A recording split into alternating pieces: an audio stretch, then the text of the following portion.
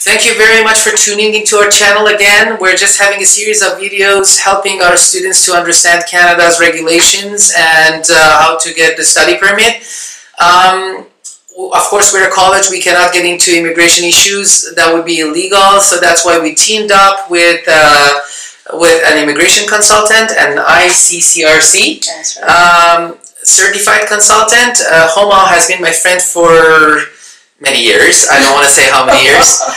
Homa has been my friend for a long time, and she is an immigration consultant. Last week we had a discussion, and she was nice enough to help us, to help our students, both for getting the study permit at the very beginning, and also if they wanted to stay here as an immigrant. This is something that a lot of students would like to have. We can't get involved with that. We're just a college, and like our purpose is education. But of course, Homa can help students based on their situation to choose the best way.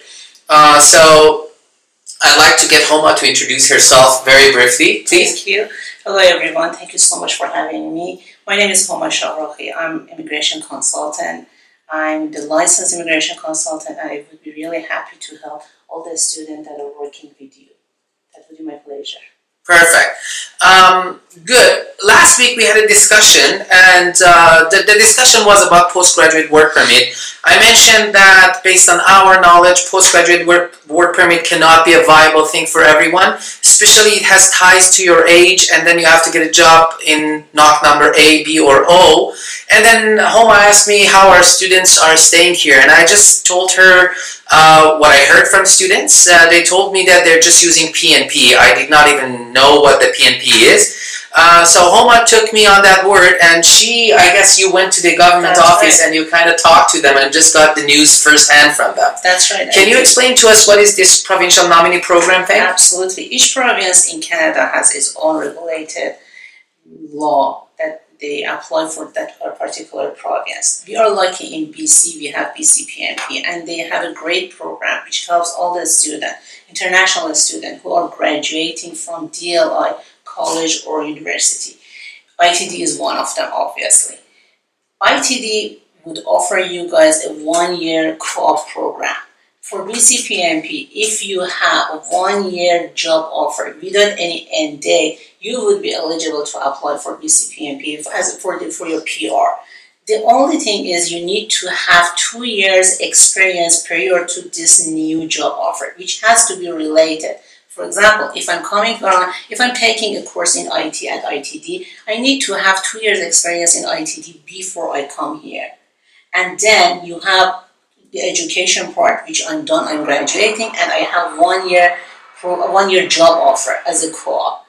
And I would be eligible to apply for PR. That's a great proposition, because usually people that they're taking our courses here, they already have some experience from back home, wherever they're coming from, whether they're from South America, Europe, you know, everywhere. They already have some experience, and when they come here, obviously, we have a co-op. It is the college's mandate to help them get a job placement in the area which is related to co-op. According to the Ministry of Advanced Education of BC, the job that is accepted for co-op, it has to be paid, and it has to be related to the course that they're studying. So the co-op is good for many, many reasons. Number one, you can make money. Number two, you get the experience, a Canadian experience. And number three, you can use that time to apply for BC Provincial Nominee Program. So I get from whatever you said that it is like a really winning situation.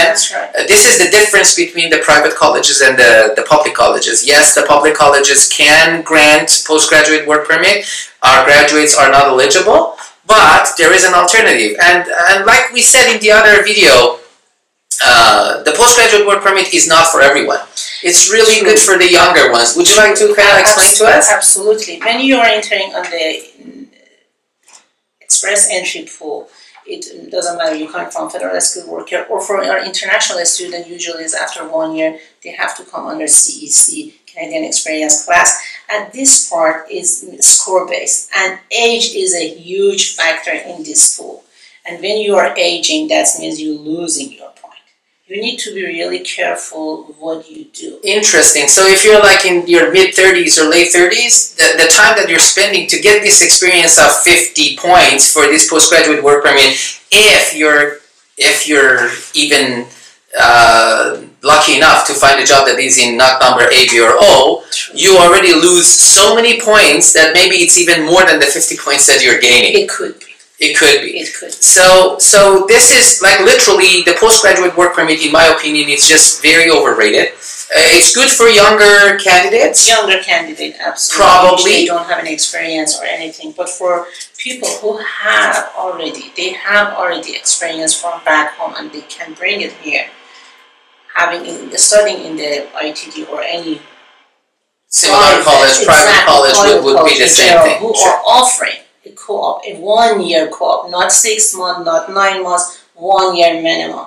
Right. That would be good. Again, the employer needs to support their application. Right. They should give the letter something without any day. They should not have 1 year in the But that is an interesting thing, because the employer who's giving a job offer is interested in having that person working for them.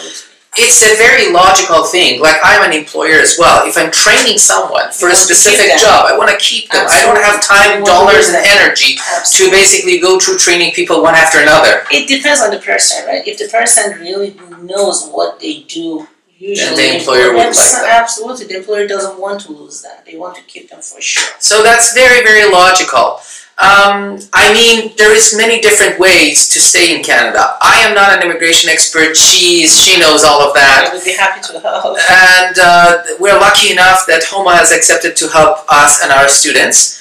We just wanted to kind of give you information about how you can get the study permit and how you can stay here from an expert. And that's the reason behind this. We'd be happy to help all of you guys. Thank you very much for listening to us. We'll hopefully have a lot of these videos coming along in the near future. Thanks a lot. Have a good day.